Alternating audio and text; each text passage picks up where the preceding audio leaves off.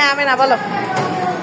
ছিল এক ধনী ব্যক্তি, তার ছিল এক মিষ্টি এক কন্যা সন্তান। সে তার আগে বউটি মারা গেল, সে আবার বিয়ে করলো।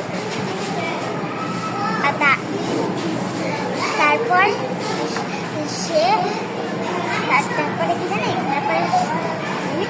তারপরে সে তার সৎ মা তার মেয়েকে অনেক মালটা ধরল। এটা দেখছি এরকম করতে করতে রাজা একদিন কাজের বাহানাকে অনেক দূরে চলে যায়। একদিন আরেকটা রাজা কম্পিটিশন দেয় যে রাজার ছেলের সাথে রাজপুত্রের সাথে নাচবে। এরকম করে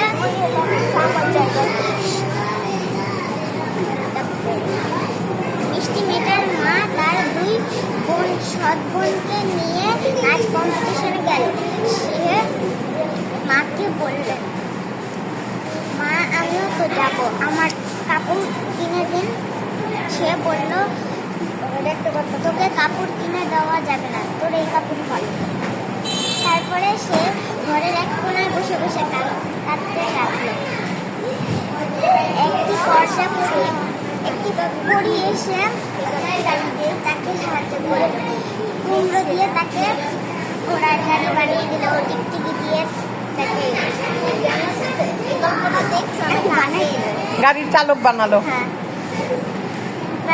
তারপরে আমিও দেখি এই গল্পটা অনেক মজা।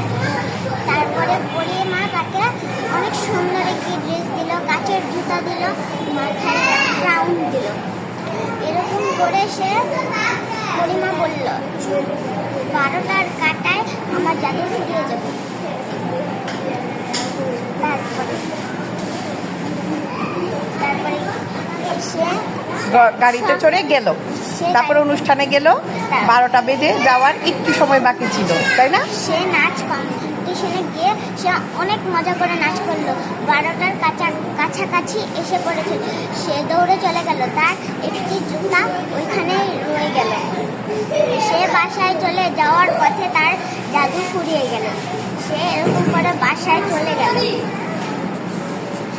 এরকম করে রাজা এই কাচের জুতাটা সবার পায়ে হলো, কারোর পায়ে হচ্ছে না। তারপরে শেষমেশ ওই মেয়েটার পায়ে হলো।